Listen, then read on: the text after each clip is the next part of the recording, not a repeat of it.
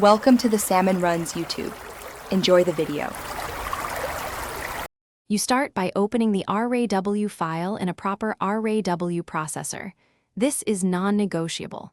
Once open, pick the camera profile that matches the sensor. It gives faithful base colors. Next, make a small exposure adjustment to recover highlights or shadows. Use the histogram to avoid clipping. You should leave heavy corrections off for now. Don't enable aggressive lens or noise fixes yet, because the first step is to normalize the image and prepare it for precise edits. Now you refine tone, color, and detail. Start with white balance. Use an eyedropper on neutral gray or adjust temperature and tint until midtones look natural.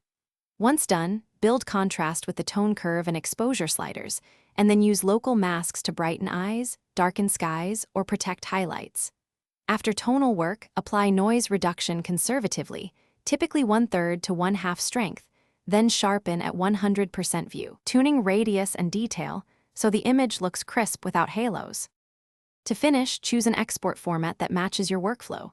16-bit TIFF for editing or high-quality JPEG for web. Pick ProPhoto for print, sRGB for screen. Embed metadata, add keywords, and save a non-destructive sidecar or catalog backup so you can revisit edits. Finally, sharpen appropriately for output size. If something goes wrong, for example banding or posterization, try dithering, reduce extreme adjustments, or export at a higher bit depth.